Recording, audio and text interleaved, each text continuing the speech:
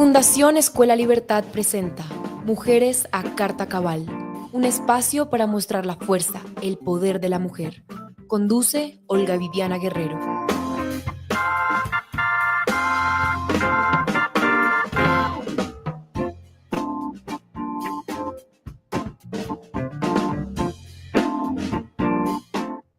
Bienvenidos amigos de Mujeres a Carta Cabal, este espacio de Escuela Libertad donde compartimos historias de mujeres que por el simple hecho de poner en práctica su condición ya transforman nuestra sociedad.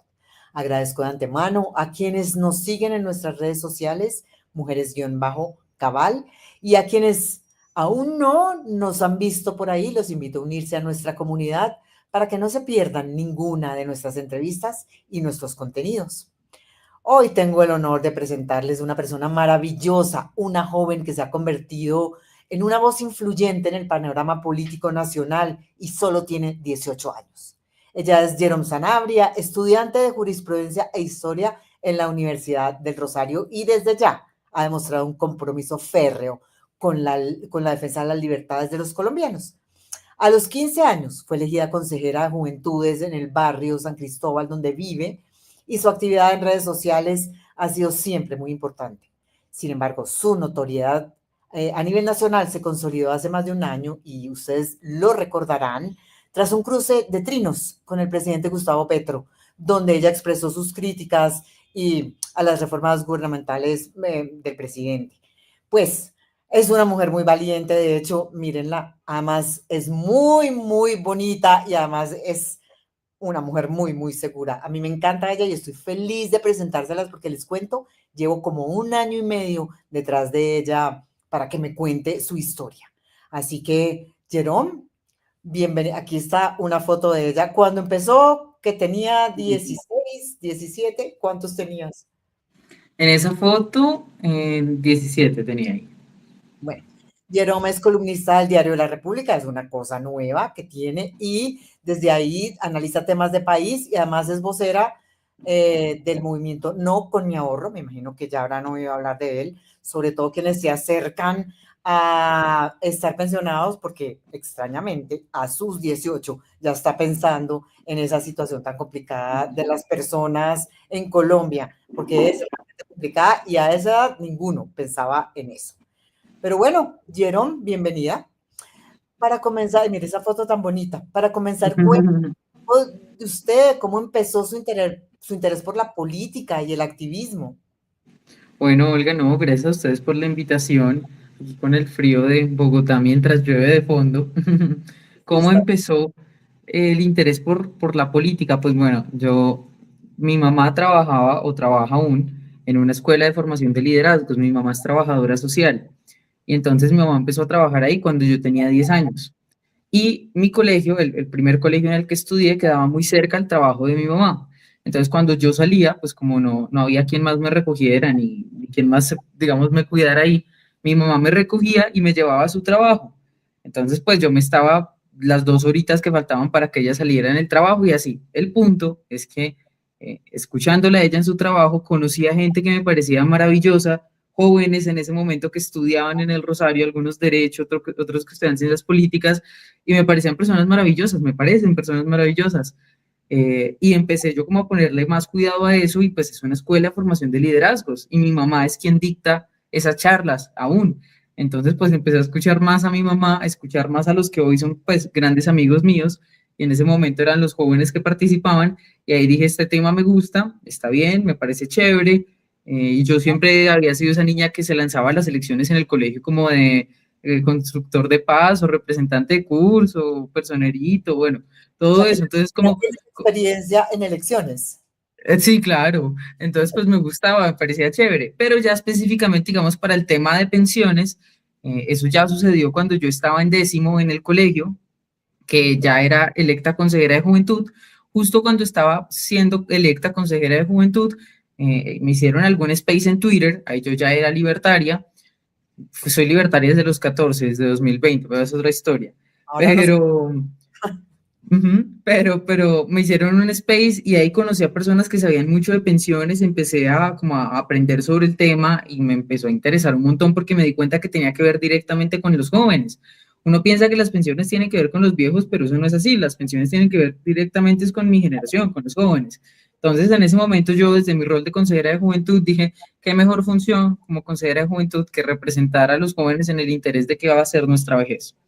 Y ahí empezó todo, todo con esto, empezó no con mi ahorro, y bueno, ya llevamos más de 3 años con pensiones y año y medio con no con mi ahorro.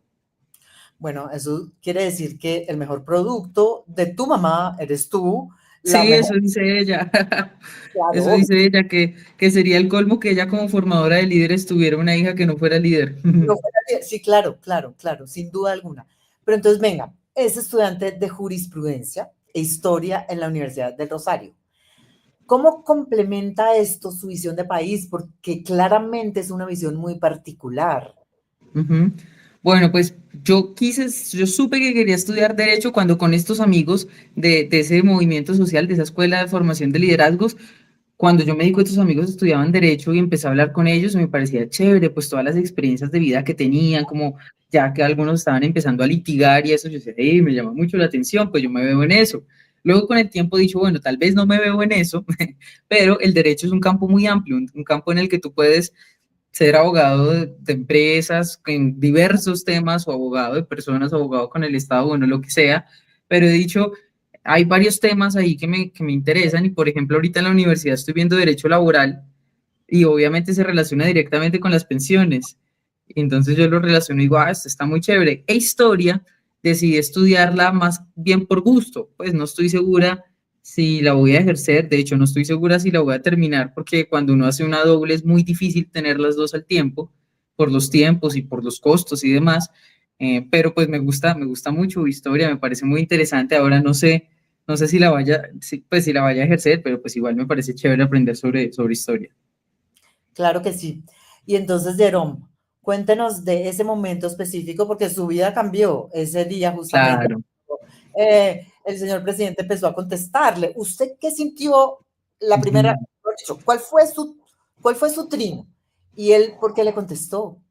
Bueno, eso fue el 27 de noviembre de 2023. Ay, no tiene claro. No, clarísimo, porque tal cual como tú dices, a mí me cambió la vida drásticamente, pues todo esto que sucede hoy, de estar en esa entrevista, es más, yo no me lo imaginaba hace 2 años. Sucede que el 25 de noviembre, 2 días antes a eso, yo había ido, no con mi ahorro, con Julio César Iglesias y con Mateo Amaya, nosotros fuimos al Congreso a entregarle a los representantes, perdón, a los senadores de la Comisión Séptima, justo los que acaban de enviar la laboral hoy, Sí, sí, justo a sí. ellos, les entregamos unas firmas que nosotros recogimos simbólicas de personas que se van a ver afectadas por la reforma pensional. Y yo di un discurso ahí explicando por qué los más afectados iba a ser mi generación, por la pirámide y, bueno, digamos, la dinámica que yo siempre explico sobre el funcionamiento de Colpensiones. Ese discurso lo grabó Mateo, lo subimos a mis redes sociales y resulta que se fue viral. Y entonces ese discurso se lo mandaron hasta a mi abuelita por los grupos de WhatsApp, mejor dicho, o sea, yo dije como, wow, boom. Y a Sí. los 2 días subí otro video hablando sobre la reforma a la salud y sobre cómo la reforma a la salud violaba la libertad de elección, la libertad de elección de los pacientes, al ya no dejarnos escoger a qué IPS vamos, sino que nos toque al CAP más cercano, CAP que ni siquiera sabemos si van a construir, con qué plata, qué atención, bueno, todo terrible. Hice eso en un video que debe tener 40 segundos, un video súper corto, y Petro lo contestó. Tiene que ser, ¿no? Petro lo contestó y dijo algo así como que debía contestar a este mensaje mentiroso. Mm, Entonces me llamó mentirosa y pues que el presidente te llame mentirosa faculta a que todo un país te pueda llamar mentiroso.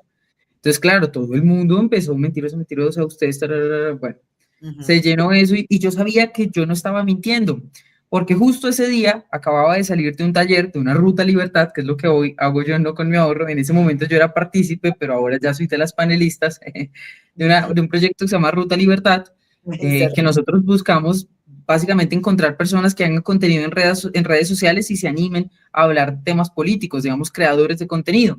Pues ahí ese día yo tuve la experiencia de conocer a 2 expertos en salud impresionantes, a los que les entendí todo, pude interactuar con ellos, me encantó y de acuerdo a lo que aprendí ese día hice el video.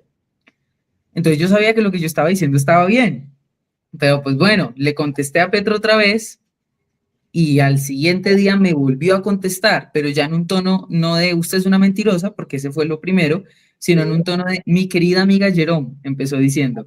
Ajá, y ahí es donde uno sabe que está en contra de uno ciegamente. Claro, mi querida amiga Jerome. Uy.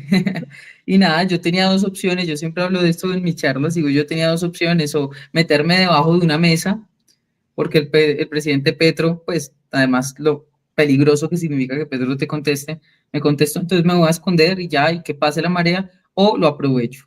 Y lo aproveché y aquí estoy. Claro, pero se escondió un rato. Después, porque ahí fue cuando yo la empecé a llamar y como que, No, me daba mucho susto, más que a mí, a mis papás. En sí, ese momento yo aún era menor de edad, tenía 17 ahí. sí. Pues estaba en segundo semestre, creo, tercer semestre, bueno, no sé, en la universidad, pero más chiquita. Ahorita tengo 18, pero creo que la vida me ha cambiado mucho en los últimos 6 meses. Entonces estás A mis viejísimo. papás les daba mucho susto las entrevistas, que yo saliera a la calle, me pasaron un par de cosas en Transmilenio alguna vez, bueno, pero pues ya en este Pasó, momento de la vida. que te decía mentirosa o que te Sí, amenazaba. cosas feas, mentirosa no específicamente, pero como fascista o cosas así, sí, pero pues, o simplemente que me miraban muy mal y que a mí me daba mucho susto, porque yo vivo en San Cristóbal Sur, la estación relativamente más cerca a mi casa es Policarpa, que queda en Antonio Nariño, y si bien esa estación no es peligrosa, el camino de la décima de esa estación sí, Bicentenario, San Victorino, San Diego, bueno, etcétera. Sí, Ok. entonces ese Transmilenio, esa línea de Transmilenio usualmente es peligrosa, entonces cuando yo me montaba y era como, no me miren, pero ya, Eso es pues manejar la calle, pero hay otra que es más difícil de manejar en estos tiempos y es la exposición en redes sociales, pues porque ahorita sí ya es su momento. O sea, si uno se mete, está Jerome con esas columnas que además son buenísimas, de la gracias. República, no, de verdad son buenísimas, porque la gente necesita, explican todo de una manera muy básica y las personas necesitan eso, entender las cosas de una manera fácil de entender y que uno pueda tomar decisiones alrededor de lo que se expone ahí. Pero ¿cómo maneja la exposición pública y las críticas que vienen con ella? Porque pues entre más lo conocen a uno, más lo critican. Sí, es duro porque la mayoría de críticas son cosas que no son ciertas, es decir, me critican con cosas inventadas, se inventan cosas sobre mí o me critican aspectos míos que, pues no sé, por ejemplo, ahorita la última columna me critican porque me gusta Joaquín Sabina. Ay, no, lo de Joaquín Sabina ahorita me cuenta porque yo sí quiero hablar de Joaquín Sabina y ese Sí. de cómo lo No, rotulan. pero a lo que voy es que a mí me critican, o sea, mira, yo le he dicho a mis papás, yo mañana puedo escribir que el cielo es azul y me van a decir falso. Yo puedo escribir cualquier obviedad y me van a decir que es falso. Me critican en todo momento, pero como ya entendí eso, pues digo, cualquier cosa que yo diga me la van a criticar. Y pues bueno, no, cuando uno lo critican y lo critican, lo que uno debe hacer es aprovechar porque se está hablando del tema que yo quiero que se hable. Sí, sí, sí, sí. Debe ser que estás haciendo algo bien, sin duda alguna. Y también te han rotulado por joven. Algunas también han dicho que por joven no tienes razón. Claro. Eso es también un tema, ¿no? Pues, por ejemplo, María Fernanda Carrascal, cuando todo esto empezó, alguna vez dijo como, pobrecita esa niña, la están usando, la están instrumentalizando. Pues esa palabra es la que todo el tiempo leo en redes sociales. Siempre dice que cualquier persona que está conmigo me instrumentaliza, que yo no puedo pensar por mi propia cuenta, mejor dicho. Entonces yo digo, qué diferente sería la historia si yo fuera una persona de izquierda, una mujer de izquierda. Dirían, excelente mujer, joven de izquierda, feminista, bueno, qué sé yo, cualquier tontería de esas dirían y ahí sí me alabarían. ¿M? Pero como soy de derecha, piensan es que tengo a alguien atrás diciéndome qué decir y pues no tengo obviamente a nadie detrás. Yo pienso como pienso desde que soy muy chiquita. ¿Por qué? ¿Por qué de En derecha? 2020, Eso en tu corazón, ¿qué pasa?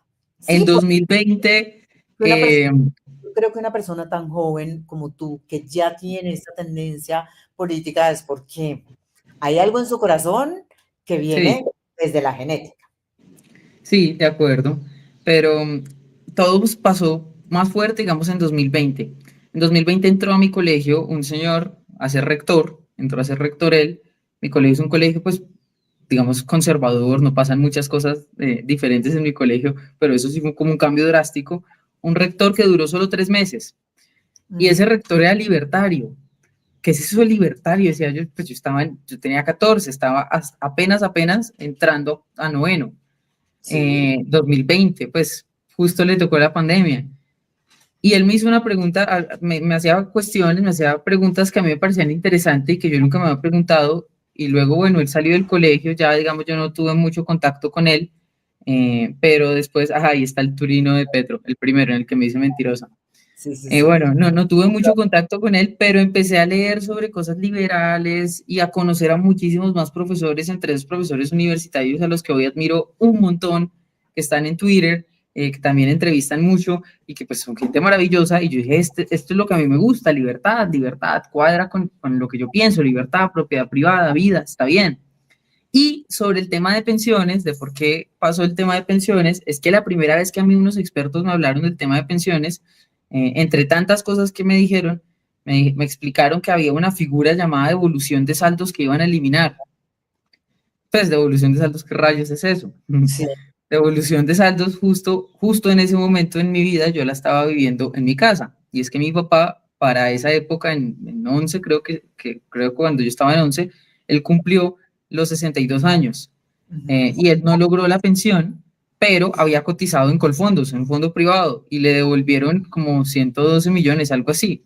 Y Ujú. así y uno dice, eso es muy poquita plata, pues tan poquita plata que fue, entre comillas, que sirvió para que yo entrara a estudiar a la universidad y que sirvió para que mi papá viva. Entonces es una figura muy importante porque es la devolución de los ahorros. Cuando a mí me explicaron que esa devolución la iban a eliminar, dije yo me beneficié pues indirectamente de eso, porque gracias a eso mi papá pagó mi primer semestre en mi universidad y gracias a eso mucha gente se compra el taxi y hace el segundo piso de la casa, le paga los estudios a sus hijos. Bueno, mejor dicho, Arrienda.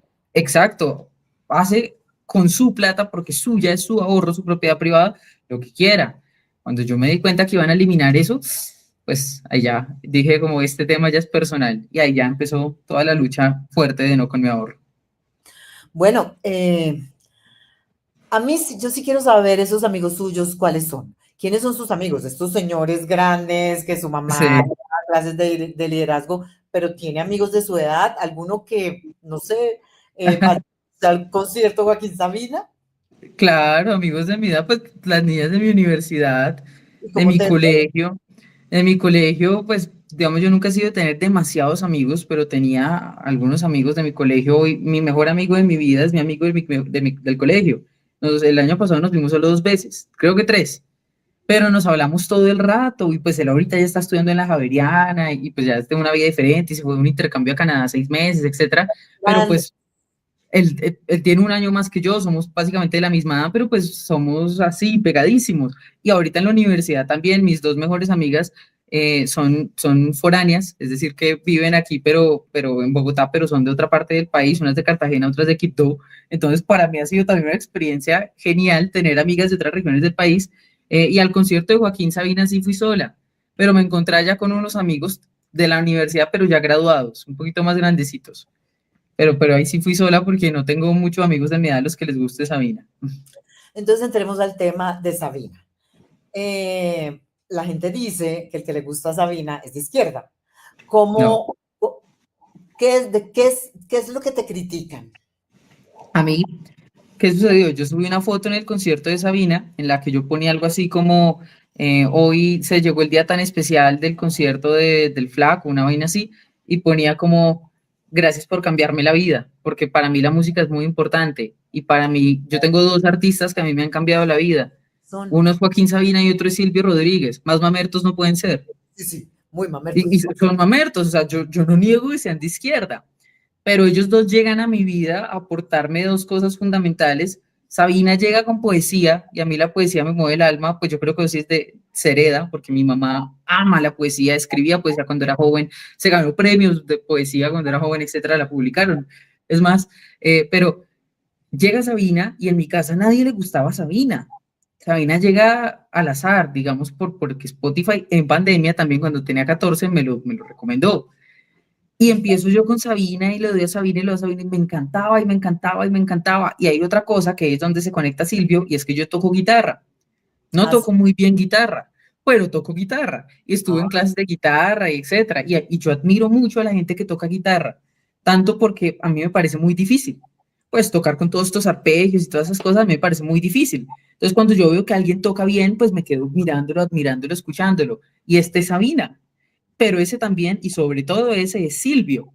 Silvio llega a los meses de llegar Sabina, yo 14 años en mi plena lectura libertaria, pero llega Silvio y no solo llega con poesía, sino que llega con ese toque de guitarra tan fantástico y yo lo empecé a admirar.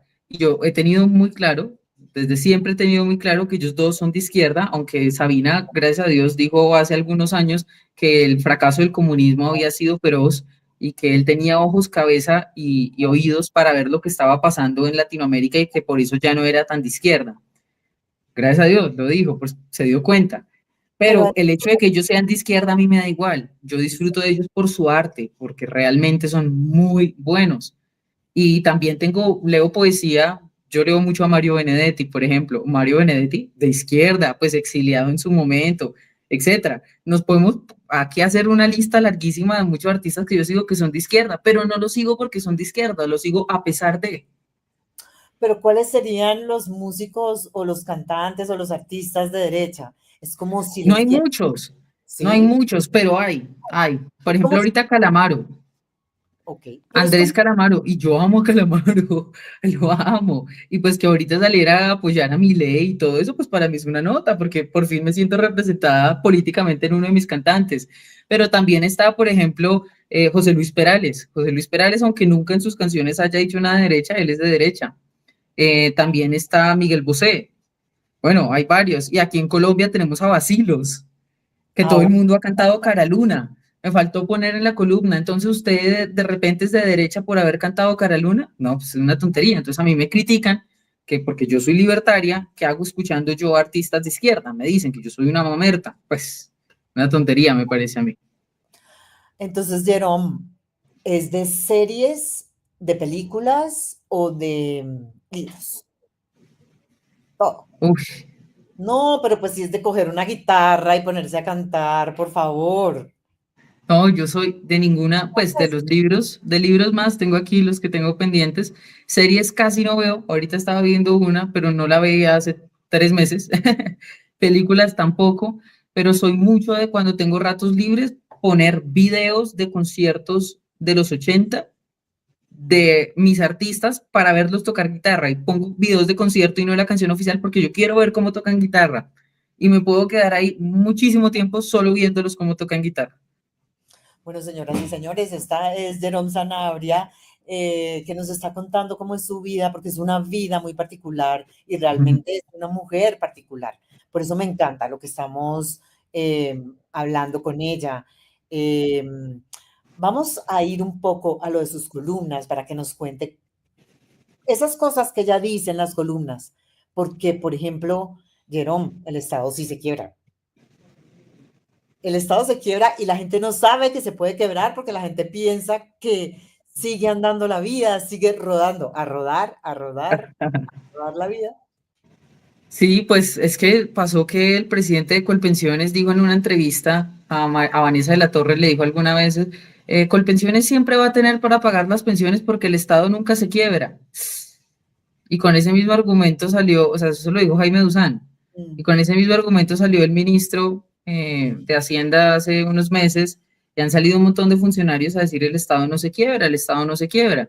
Hombre, pues hay que decir una cosa, el Estado por supuesto que se quiebre y, por ejemplo, están los países que han entrado en default, que un Estado se quiebre significa que entre en default. Argentina entró en default cuando estaba Cristina Sí. Fernández de Kirchner, para poner el ejemplo más cercano que tenemos, Venezuela, obviamente, pero ¿cómo hace el Estado para sobrevivir? Pues asfixiando a los empresarios, asfixiando a los contribuyentes, a quienes les pasa factura con los impuestos y con sacándoles cada vez más y más plata, y a nosotros, a las personas naturales, sacándonos cada vez más y más plata, pues ahí intentan contrarrestar la quiebra que tienen y salir de ese default. Pero por supuesto que por malas decisiones el Estado quiebra, pues el dinero no es infinito del Estado, el dinero público no es infinito, el dinero no cae del cielo, Sí, digamos, no es no, así. Jerome, oyéndola hablar, yo también pienso que usted debe tener como unos momentos especiales de leer noticias, de estar en el periodismo un poco. O cómo de su cabeza, ¿cómo salen esas columnas? Uy, las columnas, pues cuando son temas pensionales, realmente la escribo en la cabeza. O sea, en cualquier momento que está pasando, la escribo en la cabeza. Yo pienso mucho en la ducha. Yo soy de las que canta y piensa en la ducha. Y en la ducha pienso mucho en las columnas. Entonces las escribo cuando son temas que tengo tan claros. Y cuando son temas que a mí me salen del alma, como este de Sabina, o Sí. como una columna que escribí hace poco que tuvo mucho revuelo, que se llamó Menos Marx, más Hayek, cuando son de esas, la columna me sale de la indignación. Y cuando uno escribe con indignación, o a mí me pasa así, escribe más chévere, Ujú. porque está conectando con la gente lo que uno siente. Y yo al final, por ejemplo, en mi columna ahorita de Sabina, dije, yo no le tengo que pedir permiso a nadie para escuchar la música que oigo o para admirar los futbolistas que admiro. Sí, yo no le tengo que pedir permiso ni rendir cuentas a nadie, es mi problema yo qué música oigo. Y lo digo es una indignación. Y con lo de Marx, decía, a mí no me tienen que estar poniendo a leer solo una cara de la historia en la universidad, o sea, yo estaba molesta. Y al estar molesta, pues la columna sale rápido. Y cuando son temas digamos, de temas que no hablo siempre, como salud o financieros o algo así, llamo a un experto. Entonces le digo, ay, tienes Así. 30 minutitos para hablar conmigo y explicarme cómo funciona tal. Por ejemplo, ¿se acuerdan te acuerdas lo que pasó lo de Doña Segunda? ¿Cuál era doña Segunda? Doña Segunda, la señora a la que le cerraron o le iban a cerrar por no pagar unas cosas con la DIAN y por no cumplir con unos requisitos. No la llamaste. Claro, pero son prácticas periodísticas que todos los periodistas tenemos. Y eso Claro, como del corazón, además. no, en ese momento dije yo necesito a alguien que sepa perfecto de tributación, alguien que sepa de cómo funcionan los impuestos, de la factura electrónica, que era el problema que tenía Doña Segunda.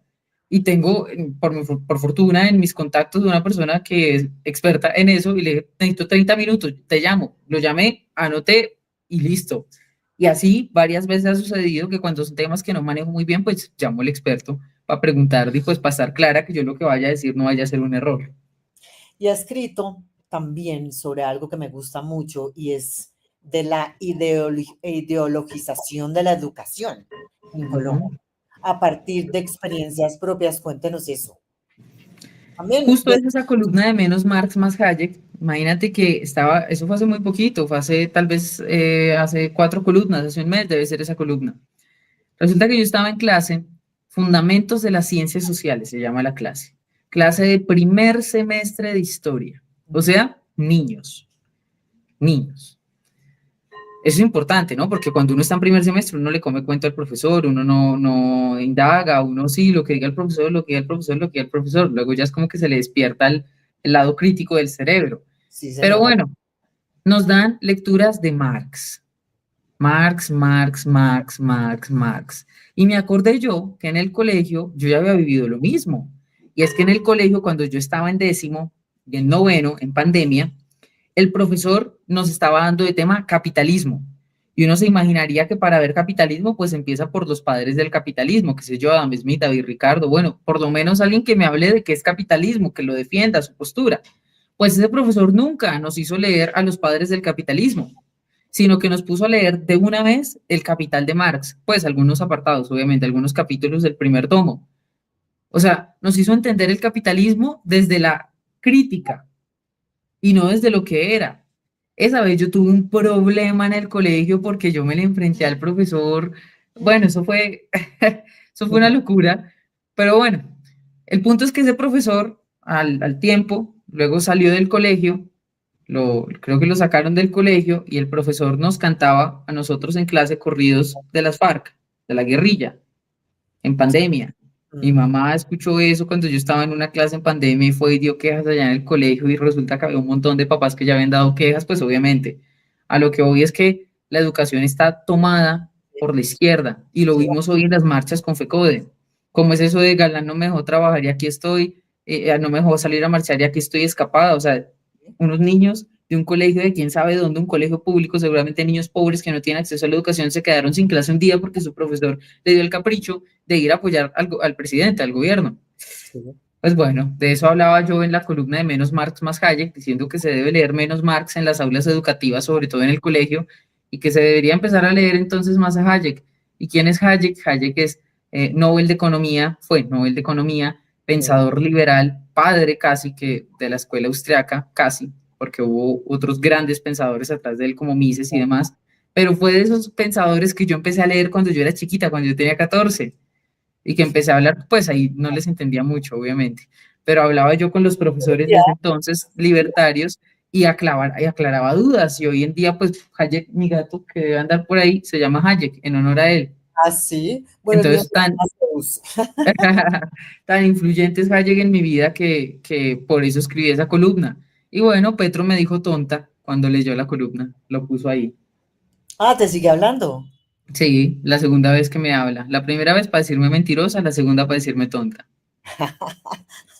Bueno, entonces es libertaria, definida libertaria. ¿Qué significa ser libertario en el contexto colombiano? Ser libertario es defender la libertad y defender, hay una frase muy, muy buena que no la voy a citar tal cual porque no recuerdo cómo es tal cual, pero dice como ser libertario es el respeto irrestricto por el proyecto de vida del prójimo, de Antonio Ujú, Escotado es la frase. sí. Respeto irrestricto por el proyecto de vida del prójimo. Proyecto de vida no solamente es qué haces tú con tu bolsillo, también es qué haces tú con tu vida, con tus decisiones individuales.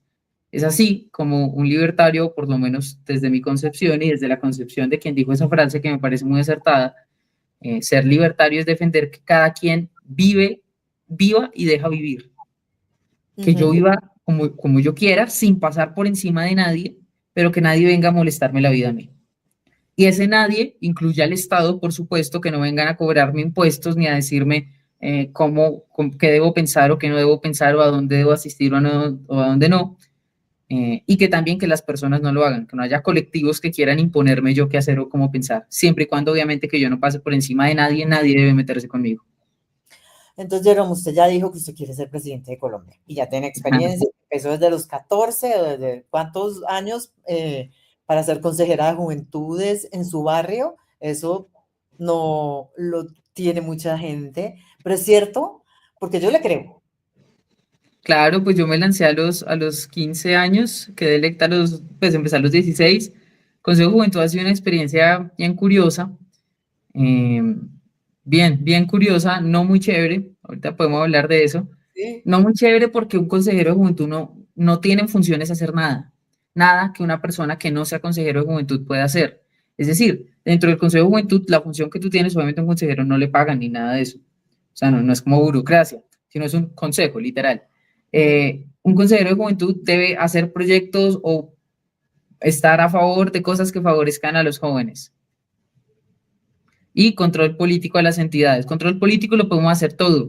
Y proyectos o estar a favor de los jóvenes también lo podemos hacer todo. Y la forma en la que yo encontré de estar presente para mi generación es hablar de pensiones, que no es algo que afecte solo a los niños de San Cristóbal, es algo que afecta a todo un país. Sí. Entonces, pues yo he decidido hacerlo a gran escala, a diferencia de hacerlo a pequeña escala, que cositas chiquitas, no, yo lo quiero hacer a gran escala.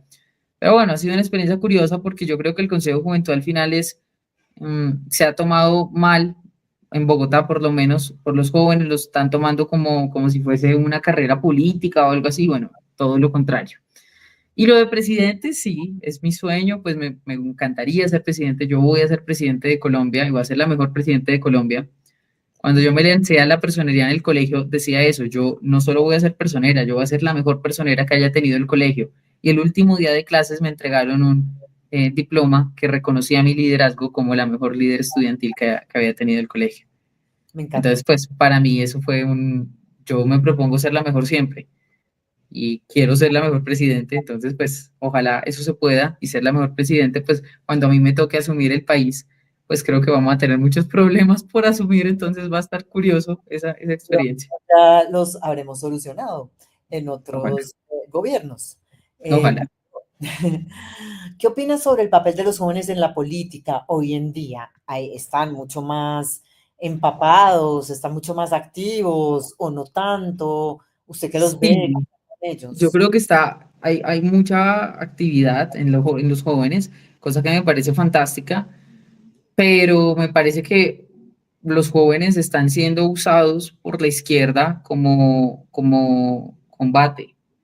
Los dicen jóvenes, la izquierda, ser joven significa ser de izquierda, le dicen a ellos. Si usted es joven, tiene que ser de izquierda, nosotros le vamos a dar tal, tal y tal. Y ahorita el gobierno les está fallando a los jóvenes que confiaron en las cosas del ICETEX, por ejemplo, o a los jóvenes que están comprando casa propia.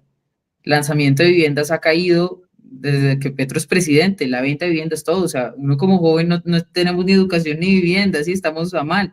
Y ahora si nos unimos a no tenemos pensión, pues estamos jodidos. Ni O sea, salud. ni salud, o sea, todo absolutamente mal. Entonces, pues bueno, ojalá los jóvenes fueran más críticos con el gobierno. Yo me encuentro que la mayoría de jóvenes no son muy críticos con el gobierno, sino como, ay, es cool ser de izquierda, qué cool seguir a Petro, y pues no tienen ni idea de lo que están hablando. O pues bueno, lastimosamente esos van a ser los políticos de mañana. ¿Qué tipo de país se sueña cuando usted sea presidente? ¿Cómo lo ve? ¿Qué hay que hacer para Uf, cuando sea presidente? Que, pues, no sé, 15, 20 años. uy, no sé, pues espero estar muy preparada para cuando ese momento llegue. Pero el Muy, muy, país, muy. pero el país, ¿cómo se lo sueña? El país, creo, yo realmente tengo una visión pesimista de Colombia a largo plazo. Yo no creo que nos vayamos a liberar muy rápido de la izquierda. No, no lo creo. Y por esa razón creo que, por ejemplo, ahorita que se haya aprobado esta reforma pensional, no va a haber un gobierno, por lo menos pronto, que se atreva a derrocarla, por el costo político que eso va a significar, por los ataques mediáticos de la izquierda. Entonces no creo que vaya a haber. Entonces me imagino yo más bien un país en 2050 en el que los jóvenes están pensionando y no hay pensión, básicamente como Argentina. Entonces, pues como Argentina está en este momento, me imagino yo que vamos a estar nosotros y lo que está haciendo Milei es lo que hay que hacer en Colombia en unos 15 años, ojalá más rápido. Empezar a recortar al Estado, a volver un país mucho más libre, con menos controles para las empresas, menos controles para los ciudadanos en su forma de vivir, menos impuestos, empezar a abrir el país al comercio y demás. Pero pues yo no sé si eso vaya a suceder o no pronto. Ojalá que sí, pero pues bueno.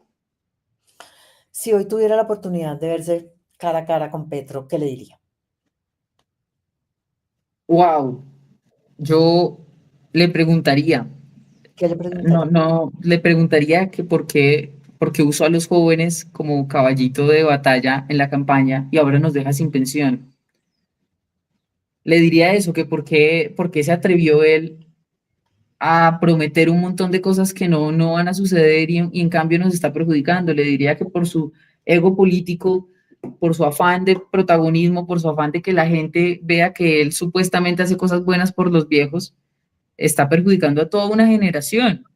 Y me encantaría ponerle el ejemplo de su hija Antonella, que tiene como un año menos que yo, también Sí, se va a ver perjudicada, pero es que no, ella no se va a ver perjudicada porque ella sí tiene plata para irse del país o vivir sin una pensión. Pero los jóvenes de mi barrio, el joven que vive aquí al frente mío, San Cristóbal Sur, Estrato 2, ese joven sí va a depender de una pensión. Y le diría a usted, presidente, está acabando con la ilusión que tenía mi generación de tener una pensión, está acabando con la ilusión que teníamos de tener una vejez digna. Y no solamente el tema de pensión, nuevamente vivienda. O sea, cuando mi generación tenga su edad, presidente, no vamos a tener ni pensión, vamos a estar trabajando todos los días de nuestra vida para cotizar, así nos vayan a dar pensión y tampoco vamos a tener un techo propio. O sea, lo que usted nos está llevando es una miseria, diría algo así. Ojalá algún día se lo pueda decir.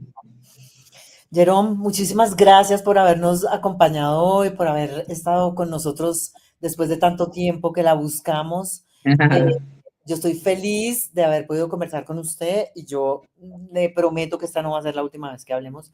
Si le parece, Gracias, Olga. volvemos a encontrar pronto. Esto es Mujeres a Carta Cabal, queridas amigas, hemos tenido una conversación enriquecedora, es la voz de las nuevas generaciones de colombianos que no tienen miedo ni de cuestionar, ni de debatir, ni de construir. Entonces, pues gracias, Jerome, y a todos los que nos acompañaron hoy, gracias por estar aquí. No olviden, Gracias, Olga, y gracias a todos los que nos vieron. Un abrazo gigante a todos. chao. Rico esta conversación. Ojalá nos vea mucha gente y ojalá sirva de verdad para algo. Ojalá que sí.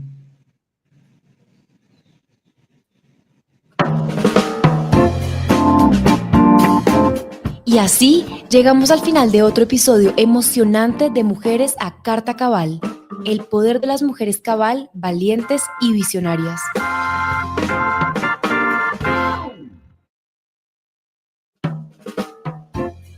Prepárense para un viaje emocionante y revelador con Olga Viviana Guerrero en Mujeres a Carta Cabal. Aquí las voces de las mujeres se elevan, los sueños se hacen realidad y las verdades se revelan.